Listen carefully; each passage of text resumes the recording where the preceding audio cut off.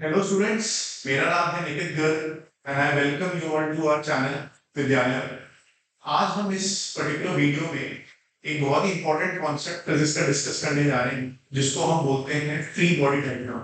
We usually call it as MBD.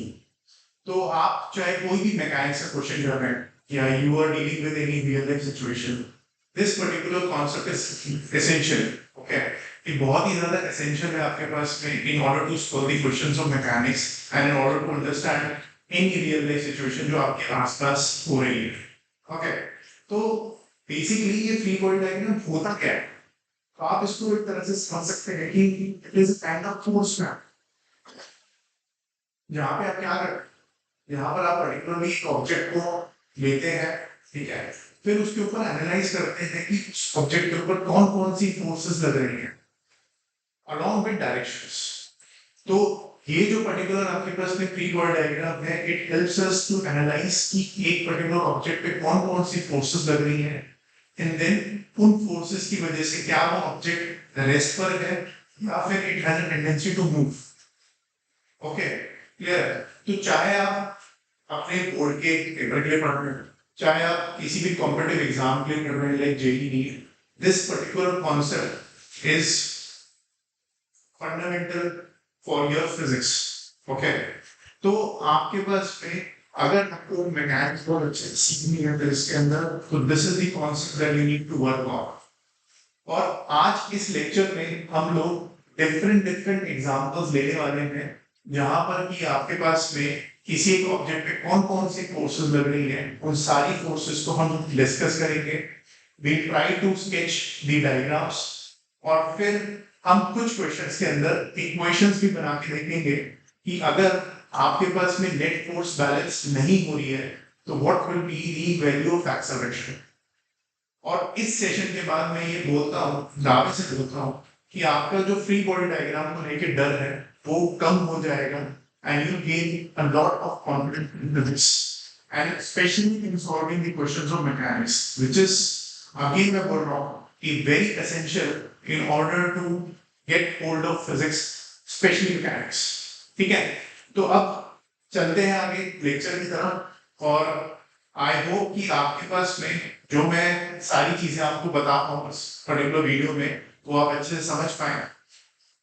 और इसको देखने का जो तरीका है वो ये है कि जब भी मैं कोई क्वेश्चन डिस्कस कर रहा हूँ, अगर आपको फ्री बॉडी डायग्राम आता है बनाना तो आप खुद से कोशिश करिए and then you can check कि आपने जो फ्री बॉडी डायग्राम बनाया है वो सही है या फिर नहीं है।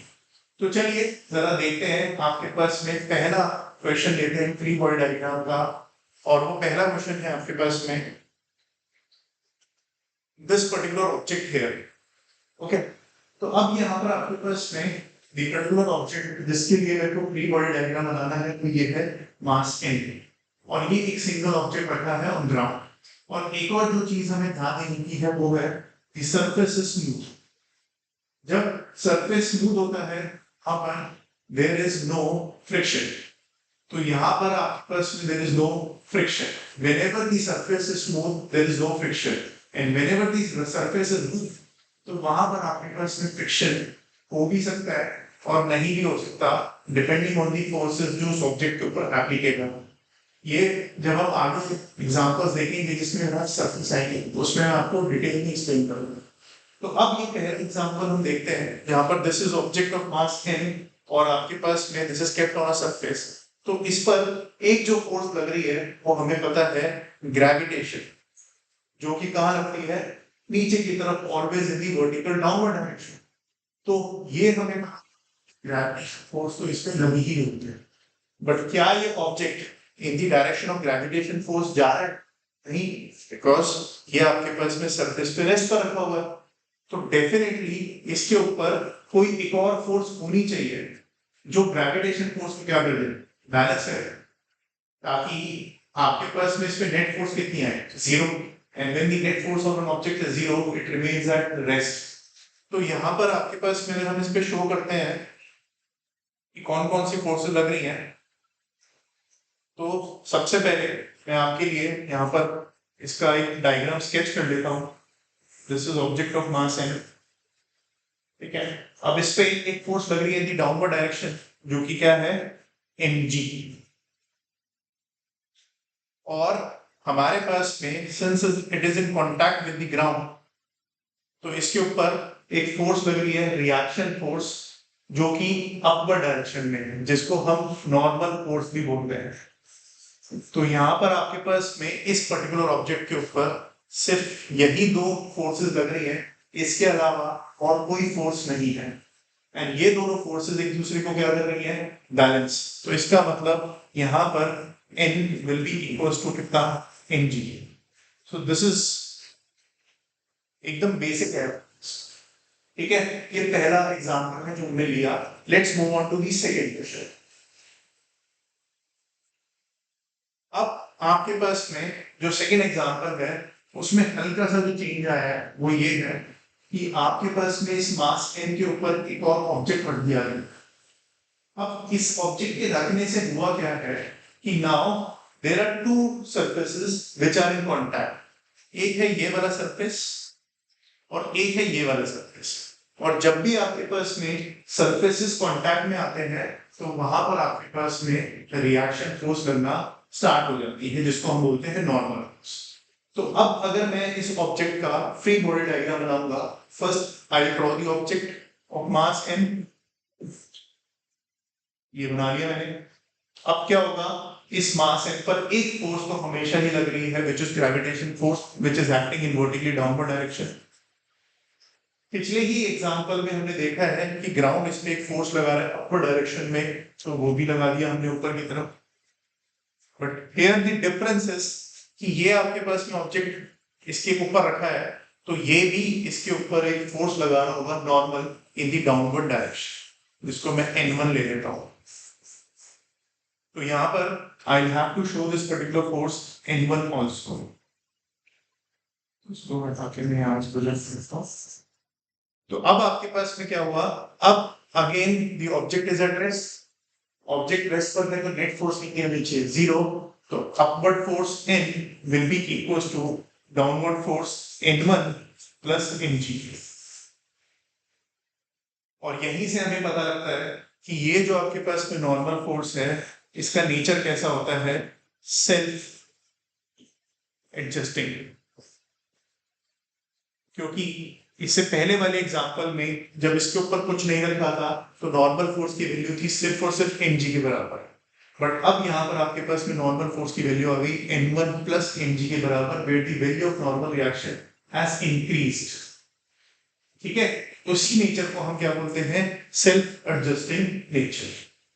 Now let's move on to the third example. अब मुझे ऊपर वाले ऑब्जेक्ट का फ्री बॉडी डायग्राम बनाना है, and this is very similar to the first example जहां पे ऑब्जेक्ट इस पे रखा था ग्राउंड। बस अब ये ऑब्जेक्ट आपको इस ब्लॉक ऑफ मास, जो भी इसका मास है उस पे रखता है, तो इसका फ्री बॉडी डायग्राम जब हम बनाएंगे तो इसका फ्री बॉडी डायग्राम बिल्कुल वैसा बनेगा जो एग्जांपल 1 का, नॉर्मल रिएक्शन n1 और यहाँ पर आपके पास में mg, simple, where n1 is equals to mg। ये आपके पास में हो गई। ठीक है, क्लियर है। चलिए अब इसके बाद नेक्स्ट पे चलते हैं। अब यहाँ पर आपके पास में हॉरिजॉन्टली हमने किस में रख दिया है, कॉन्टैक्ट में रख दिया। नॉर्मल फोर्स आपके पास में हमेशा ही आएगी जब तक कॉन्टैक्ट हो, बस उसका आपको डायरेक्शन देखने की जरूरत है। यहाँ पर आपके पास में अब ये भी कॉन्टैक्ट आ गया है, तो इसका मतलब इस कॉन्टैक्ट सरफेस की वजह से भी नॉर्मल फोर्स आई है। ठीक है, तो अब इस पर्टिकुलर ब्लॉक को हम यहाँ पे बना लेते हैं, ब्लॉक ऑफ मास n, ये हमने बना लिया। अब एक फोर्स जो हमें पता है लगती है हमेशा, विच इज ग्रेविटेशन फोर्स, वो लग रही है नीचे की तरफ mg। ये ग्राउंड के साथ भी कांटेक्ट में है तो इस पे अपवर्ड फोर्स भी लग रही है, विच इज नॉर्मल फोर्स। इस पर आगे की तरफ एक फोर्स लग रही है F, और अब इस पे पीछे की तरफ एक और फोर्स आएगी इस कांटेक्ट की वजह से, जिसको मैं ले लेता हूं यहाँ पर आपके पास में n1। अब आपके पास में हमें यही नहीं पता कि आपके पास में this particular object is at rest और नॉट। तो अब हमें जब इसको हम इस तरह से पुश कर रहे हैं, हमें देखना पड़ेगा कि ऑब्जेक्ट आपके पास में रेस्ट पर है या नहीं। यहाँ आपके पास में जो सरफेस है वो कैसा है, स्मूथ। तो याद रखिए कि आपके पास में वेरेवर जब भी आप कोई एक्सटर्नल फोर्स लगा रहे हैं, मैंने एक्सटर्नल फोर्स और सरफेस कैसा है, स्मूथ, तो वो आपके पास में स्लिप करेगा ही कर। स्लिप करने का मतलब वो आपके पास में जो ऑब्जेक्ट है वो चलेगा ही चलेगा। तो इसका मतलब यहाँ पर ये वाली जो फोर्स है और ये वाली फोर्स है वो एक दूसरे को बैलेंस नहीं कर रही है। तो यहाँ पर आपके पास में F minus N1 will be equal to mass times acceleration. Okay, ठीक है। और ये जो आपके पास में वर्टिकल डायरेक्शन और डाउनवर्ड डायरेक्शन में जो फोर्सेस है ये डेफिनेटली एक दूसरे को बैलेंस कर रही है, जहां पे N इक्वल टू कितना आ गया, mg के बराबर। तो ये आपके पास में इस पर्टिकुलर ऑब्जेक्ट की दो इक्वेशंस बन गई है and this is your free body diagram. ठीक है, क्लियर है। चलिए नेक्स्ट पर आते हैं। अब आपके पास में जो ऑब्जेक्ट है वो आप देख रहे हैं कि एक रस्सी से लटका हुआ है, ठीक है, it is hanging from a rope. तो जब भी आपके पास में फिजिक्स में रोप्स या फिर स्ट्रिंग्स आ जाती हैं तो आपको ध्यान देने की जरूरत है कि उनके अंदर एक फोर्स हमने पढ़ी है जिसको हम बोलते हैं टेंशन फोर्स। और यहां पर भी आपके पास में this block particularly has a tendency to go down. अगर ये स्ट्रिंग नहीं होती तो कहां जाता, नीचे जाता, बट जा तो नहीं रहा। तो इसका मतलब कोई ना कोई फोर्स तो है जो इसको नीचे जाने से रोक रही है, और वो फोर्स कौन सी है, वो है आपके पास में टेंशन फोर्स। तो अब अगेन इस ब्लॉक को हम यहाँ पे बना देते हैं। तो this is block of mass m। एक फोर्स जो इस पे लग रही है वो है ग्रेविटेशन, तो gravitation force in downward direction, but ये नीचे तो जा नहीं रहा। तो इस पे यहाँ पर आपके पास में कौन सी फोर्स लग रही है, टेंशन फोर्स T। यहाँ पे टेंशन फोर्स T जो है वो आपके पास में किसके बराबर है, mg के बराबर। ठीक है, क्लियर है। अब अगर आप सिंपली यहाँ पर मैं आपको एक और चीज एक्सप्लेन कर देता हूँ कि अगर इस पॉइंट को ऑब्जर्व करोगे तो इस पर आपके पास में टेंशन फोर्स ऊपर आ रही है। अब जितनी भी हम स्ट्रिंग्स या रोप्स इनिशियली कंसिडर करते हैं, ठीक है, फॉर योर बोर्ड एग्जाम या फिर टिल जेईई मेंस, तो वहां पर यूजुअली जो स्ट्रिंग्स होती हैं वो आपके पास में मासलेस होती है। अब न्यूटन का सेकंड लॉ क्या कहता है, न्यूटन का सेकंड लॉ बोलता है F net equals to mass times acceleration. But अगर किसी भी एक ऑब्जेक्ट का मास ही नहीं है, नेग्लिजिबल है, तो आपके पास में यहां पर F net will be equals to 0 times acceleration. तो नेट फोर्स कितनी हो जाएगी इसके अंदर, 0। अब अगर रोप की बात करें तो रोप पर ये टेंशन T इस डायरेक्शन में आ रहा है, तो इसका मतलब इस पर्टिकुलर पॉइंट पर टेंशन T नीचे की तरफ होना चाहिए, such that the net force in the string is how much, 0। तभी हम इस पर्टिकुलर चीज को जस्टिफाई कर पाते हैं कि ये जो पर्टिकुलर आपके पास में स्ट्रिंग या रोप है ये आपके पास में क्या है, मासलेस है। ठीक है, क्लियर है। चलिए नेक्स्ट पर आते हैं आपके पास में। अब यहां पर you have two blocks and they are connected by a pulley. ये आपके पास में पुलिया है। और एक और चीज का ध्यान देना है, द सरफेस इज स्मूथ। तो अब ये जो आपके पास में ब्लॉक ऑफ मास m है, इसका पर्टिकुलरली अगर मैं देखूं तो इस पर mg फोर्स कहां लग रहा है, नीचे की तरफ, और इस पे टेंशन फोर्स कहां लग रहा है, ऊपर की तरफ। अब किसी भी स्ट्रिंग के अंदर आपके पास में जो टेंशन है वो हर एक पॉइंट पर सेम रहती है जब तक वो मासलेस होती है। तो इसका मतलब इस पॉइंट पर आपके पास में जो टेंशन है वो आगे की तरफ है, और वो कितनी है, T। अब ये भी हो सकता है कि ऑब्जेक्ट आपके पास रेस्ट पर रहे, बट यहां पर टेंशन की वजह से स्मूथ है तो ये आगे की तरफ जाएगा ही जाएगा। तो ये जो स्ट्रिंग होती है ये इनएक्सटेंसिबल भी होती है। इनएक्सटेंसिबल का मतलब आपके पास में इसकी जो लेंथ है आपके पास में, ठीक है, वो ना ही कम हो सकती है ना ही बढ़ सकती है आपके पास में।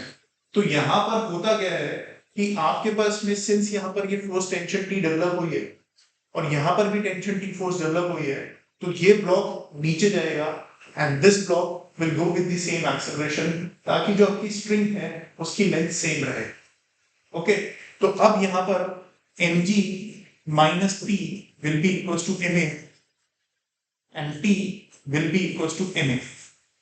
तो इसकी जो एक्सेलरेशन है वो डाउनवर्ड्स है और इसकी एक्सेलरेशन इस डायरेक्शन में है, where the acceleration of both the blocks is same। इस ब्लॉक के ऊपर और भी फोर्सेस लग रही हैं, नॉर्मल फोर्स और mg, but these two forces do not have any significance in the motion। इसके मोशन में इन दोनों फोर्सेस का कोई सिग्निफिकेंस नहीं है। अब अगर हमें एक्सेलरेशन निकालनी है तो हम क्या करेंगे, इन दोनों इक्वेशंस को सिंपली आप ऐड कर दीजिए, तो you will have mg equals to 2ma, m से कैंसिल, तो एक्सेलरेशन आपके पास कितना आ जाएगा, g/2। तो यहाँ पर ये जो टेंशन फोर्स है इसको एक्सेलरेशन g जाने से रोक रही है, अदरवाइज अगर नहीं होता तो g से जाता नीचे। तो ये टेंशन यहाँ पर इसको एक्सेलरेट करा रही है with an acceleration g/2 and यही टेंशन इसको इधर की तरफ एक्सेलरेट करा रही है विद एन एक्सेलरेशन g/2। ये हो गया हमारे पास में क्वेश्चन नंबर 6। ठीक है, चलिए नेक्स्ट पे चलते हैं। अब हम यहाँ पर क्या देख रहे हैं कि आपके पास में एक इंक्लाइंड सरफेस आ गया है, where this particular surface is fixed, ये मूव नहीं कर सकता।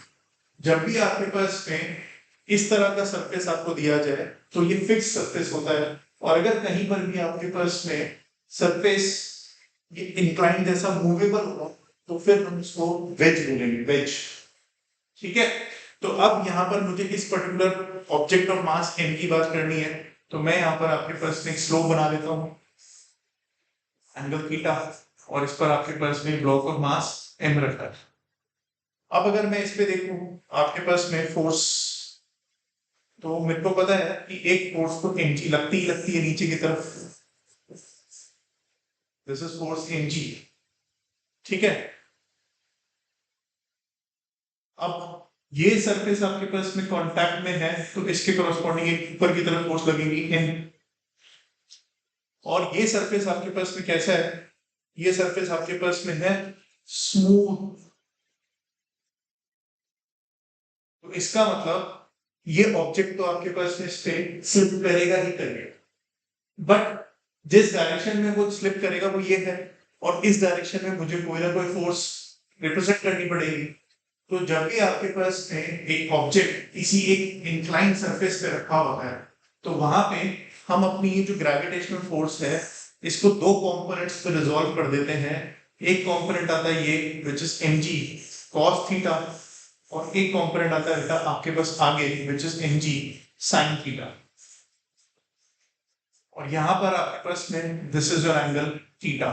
तो एंगल थीटा के साथ हमेशा cos होता है, एंगल थीटा के सामने हमेशा sin कंपोनेंट होता है।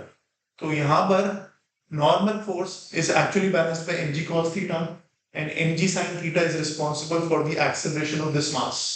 तो यहाँ पर n आपके पास में हो जाएगा mg cos थीटा के, और mg sin theta will be equals to mass times acceleration. ये हो गया आपके पास में इस पर्टिकुलर ऑब्जेक्ट का फ्री बॉडी डायग्राम। ठीक है, तो आई होप आपको पर्टिकुलरली फ्री बॉडी डायग्राम समझ में आ रहे होंगे कि मैं जिस भी ऑब्जेक्ट का फ्री बॉडी डायग्राम बना रहा हूँ उस ऑब्जेक्ट को पहले कंसिडर करता हूँ, फिर देखता हूँ कि कौन कौन से सरफेसेस उसके साथ कॉन्टैक्ट में है।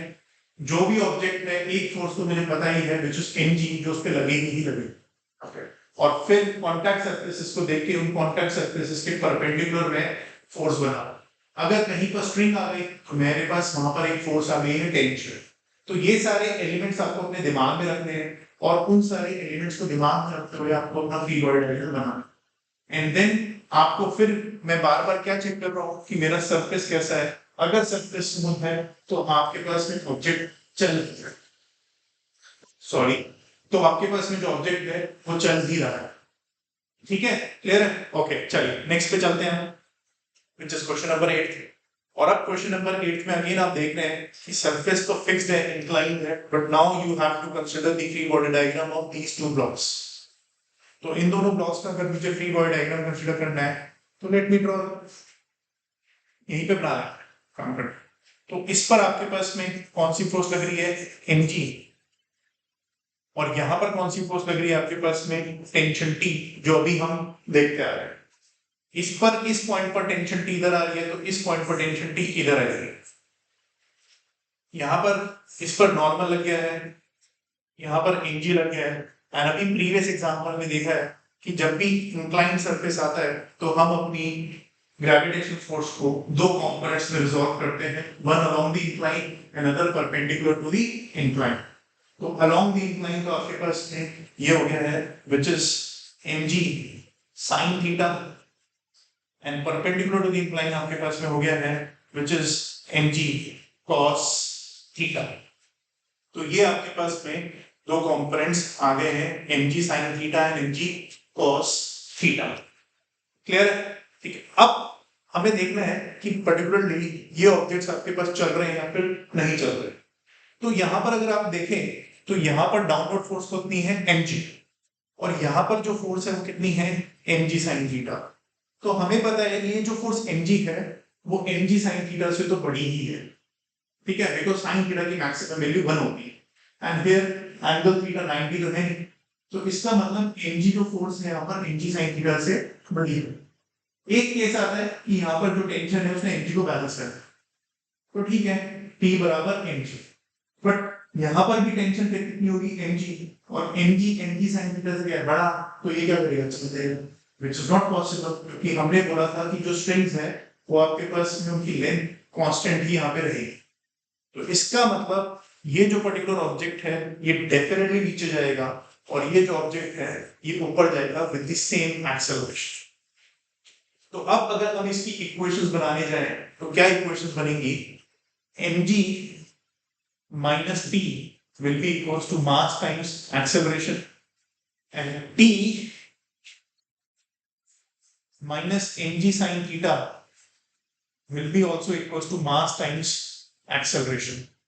अब जब भी हम इक्वेशंस बनाते हैं which involves tension तो हमें सिंपली इक्वेशंस को क्या कर देना है, ऐड। तो मैं इक्वेशंस को सिंपली ऐड कर देता हूं, तो मैंने इक्वेशंस को ऐड कर, तो अब आपके पास में यहाँ पर इक्वेशन क्या बनेगी, mg minus mg sin theta will be equals to 2 times mass into acceleration। तो यहाँ से mg common, we have 1 minus sin theta equals to 2 times mass into acceleration, m same here। Now we have acceleration is equals to g by 2, 1 minus sin theta। So this is the acceleration जिससे ये दोनों blocks आपके पास move करेंगे, where this block will go down and this block will go up the incline।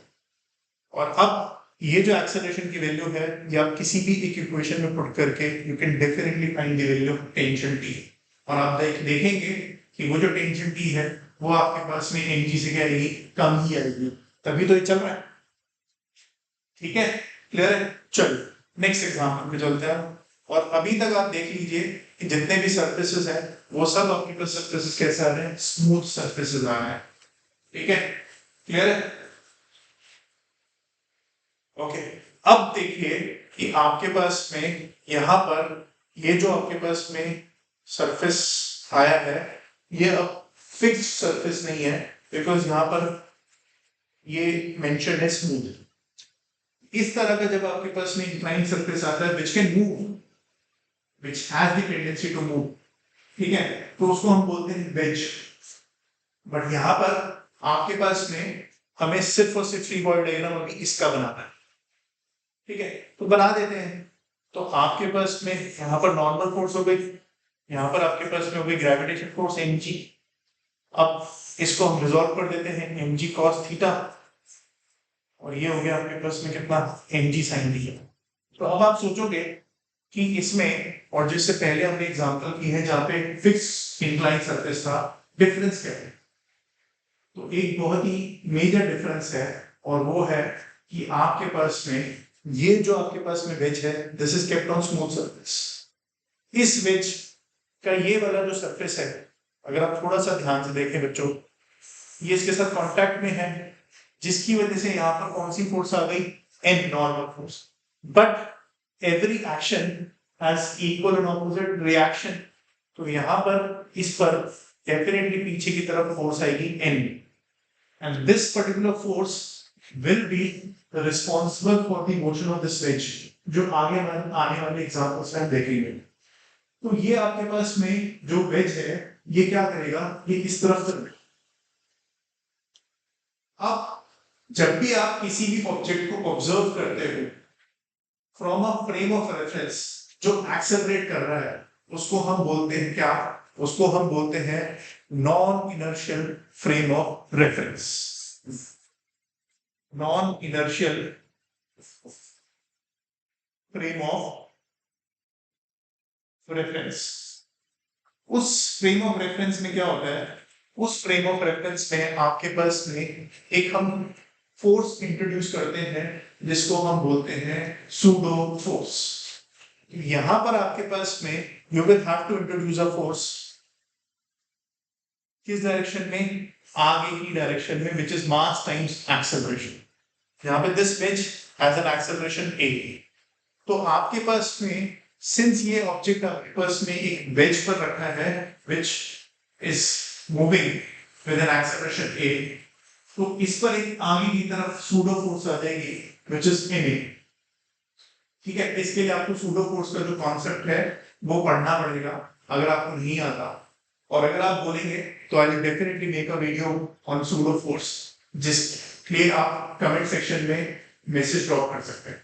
Okay, तो यहाँ पर ये जो सूडो फोर्स Ma आई है, इस Ma फोर्स को भी हमें अब क्या करना होगा, रिजॉल्व करना होगा। ओके, इन कितने कंपोनेंट्स, दो कंपोनेंट्स। तो इस Ma फोर्स का एक कंपोनेंट आएगा बच्चों ये which will be Ma cos theta, और एक कंपोनेंट आएगा ये which will be Ma sin theta. ये मैंने cos कंपोनेंट और sin कंपोनेंट कैसे लिया है वो देख लीजिए आप। ये एंगल थीटा है, तो ये एंगल कितना हुआ 90 माइनस थीटा। तो ये एंगल कितना है 90 माइनस थीटा, तो this angle is how much theta. ये थीटा तो ये भी थीटा। अब एंगल के साथ हमेशा क्या होता है cos, एंगल के सामने हमेशा क्या होता है sin होता है। अब ये सरफेस कैसा है बच्चों, ये सरफेस है स्मूथ, तो इसका मतलब ये जो दोनों डाउनवर्ड फोर्सेस एक्ट कर रही हैं ये रिस्पॉन्सिबल है इस ऑब्जेक्ट की एक्सेलरेशन के। तो लिख देते हैं जरा इक्वेशन, mg sin थीटा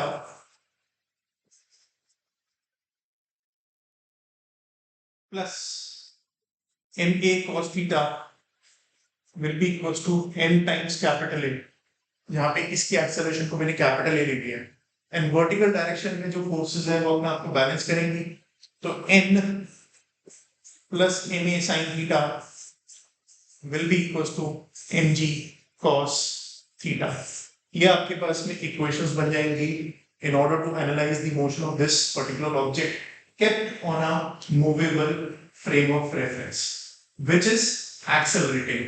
और इसी तरह के फ्रेम ऑफ रेफरेंस को हम क्या बोलते हैं, non inertial frame of reference. ठीक है, चलिए अब ये एक कॉन्सेप्ट भी आ गया है कि जहां पर भी अब आप देखेंगे कि हम कोई भी एक non inertial frame of reference आ रहा है तो हमें एक फोर्स वहां पे इंट्रोड्यूस करनी है, सूडो फोर्स। ओके, ठीक है, चलिए नेक्स्ट पर आते हैं। अब यहां पर आप देख रहे हैं कि आपके पास में यहां पर बोल दिया गया है ना कांस्टेंट, तो ये तो बहुत ही आसान है आपके पास में। यहां पर this object of mass m, ये जो आपके पास में ऑब्जेक्ट ऑफ मास m है, इस पर नीचे लग रहा है mg, इस पे ऊपर लग रहा है टेंशन T, और ये आपके पास में एक एक्सेलरेशन a से चल रहा है तो डाउनवर्ड जा रहा है, तो इसका मतलब mg minus T equals to m। Simple, इसकी इक्वेशन हो गई है आपके पास। ठीक है, क्लियर है। चलिए नेक्स्ट पर आते हैं। अब आप देख सकते हैं कि यहाँ पर आपके पास में जो सरफेस है वो कैसा आ गया है, रफ आ गया है। तो अभी तक हमने जो भी 10 एग्जांपल्स करे हैं उस जगह पर कहीं पर भी हमने फ्रिक्शन फोर्स का कोई भी आपके पास में कोई भी बात नहीं करी हमने फ्रिक्शन फोर्स। बट अब आपके पास में सरफेस रफ आ गया है तो we have to talk about this force which is known as friction force. But क्या वो फ्रिक्शन फोर्स यहाँ लग रही है, नहीं, यहाँ पर वो फ्रिक्शन फोर्स नहीं लग रही है, बिकॉज फ्रिक्शन फोर्स तभी आती है when a particular object tries to slip on the other object जिसके ऊपर वो रखा गया है। क्योंकि फ्रिक्शन फोर्स क्या करती है, फ्रिक्शन फोर्स हमेशा जो दो सरफेसेस कांटेक्ट में हैं उनके बीच में जो रिलेटिव मोशन है उसको अपोज करती है। अगर ये ऑब्जेक्ट चल ही नहीं रहा इसके ऊपर, तो वहां पर आपके पास में इस पर्टिकुलर केस की तरह तो वहां पर फ्रिक्शन फोर्स नहीं आ रही।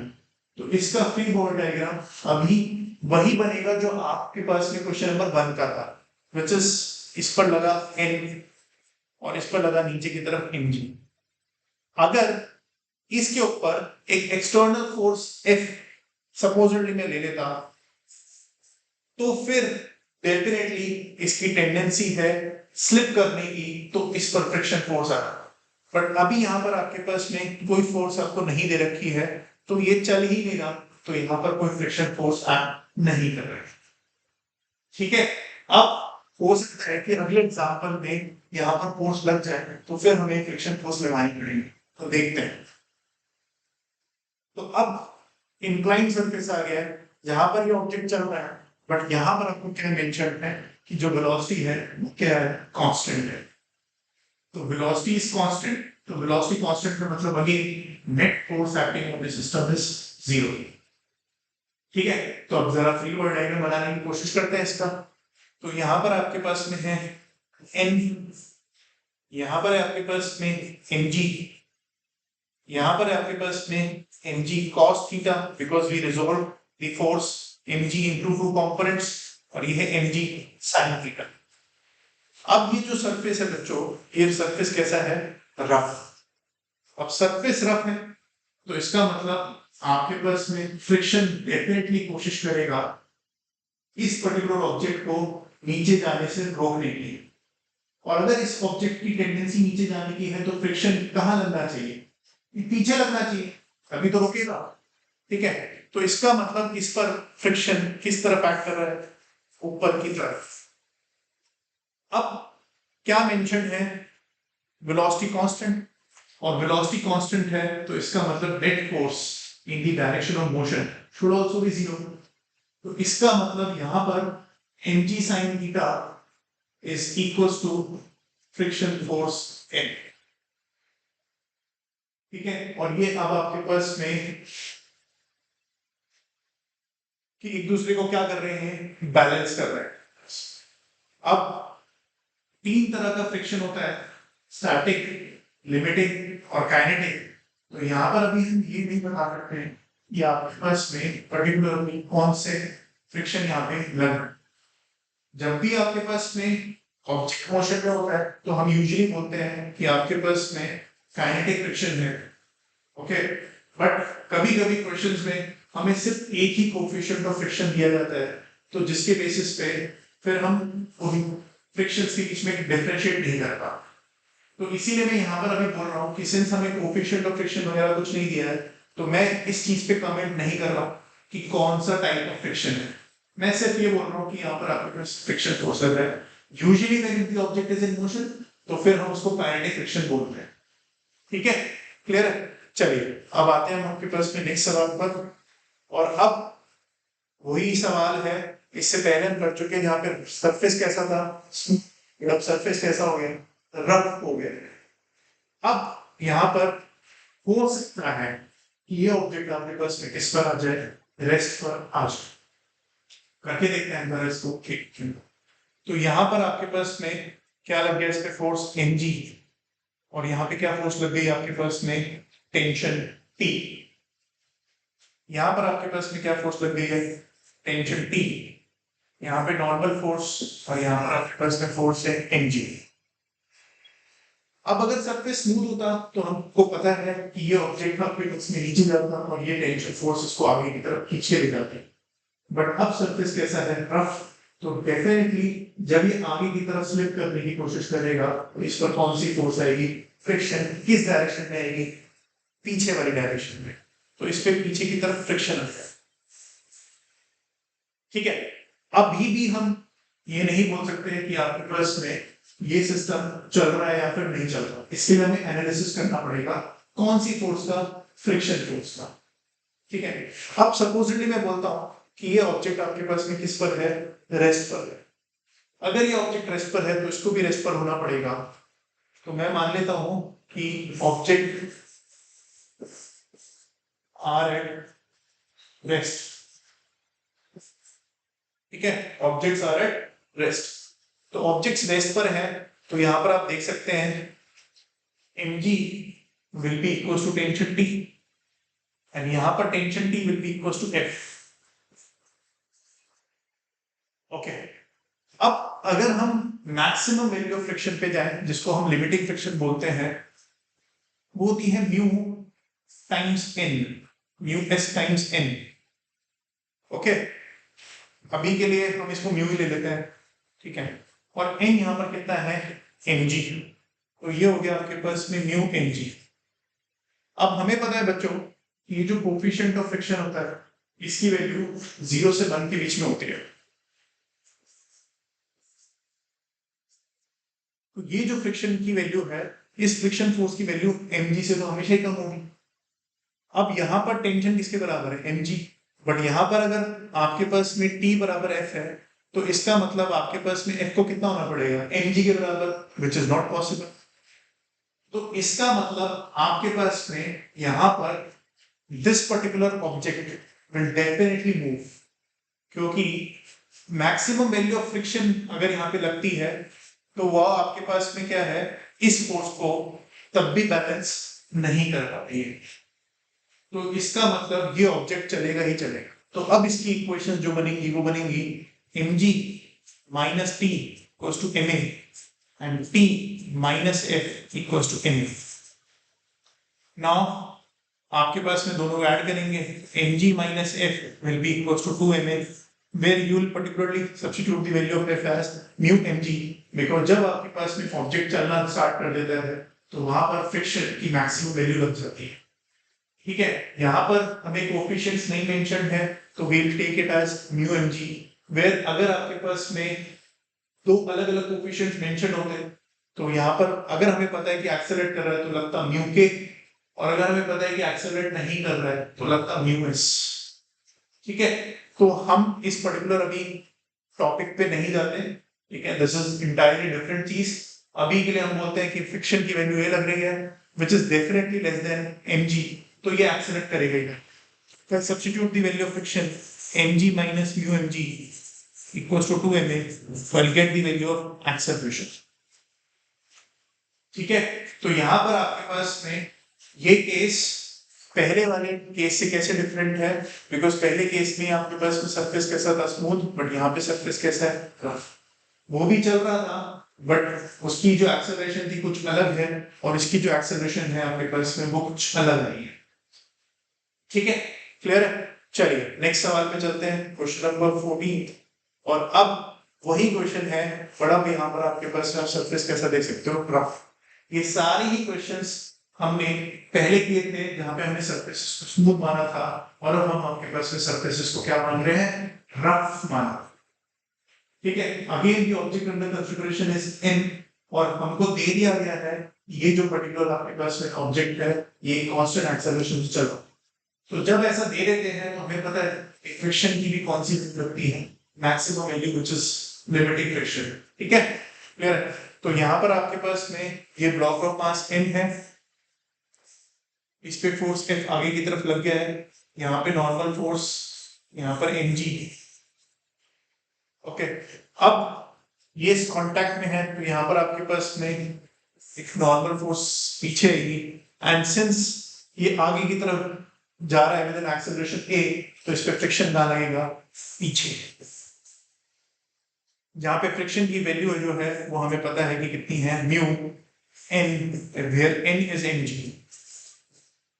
तो अब अगर हम इसकी इक्वेशंस बनाने जाएंगे बच्चों, तो इसकी इक्वेशन बनेगी capital F minus n1 minus small f equals to mass times acceleration, where you can substitute the value of f as mu mg।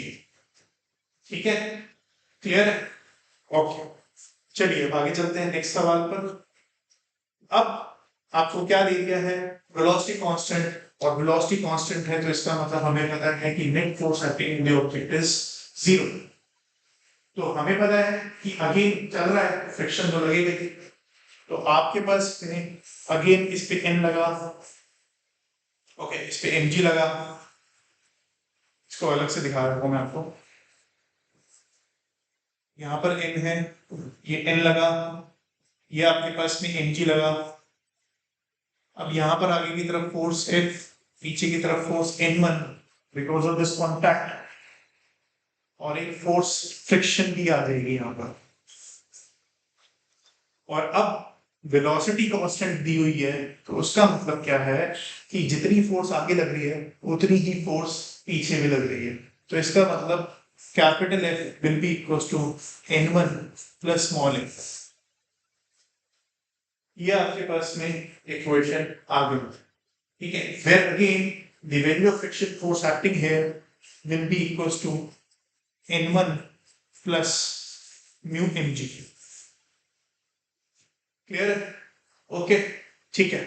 चलिए इसके आगे चलते हैं नेक्स्ट क्वेश्चन नंबर 16 पर। एंड अब अगेन सरफेस कैसा है? फिक्स्ड।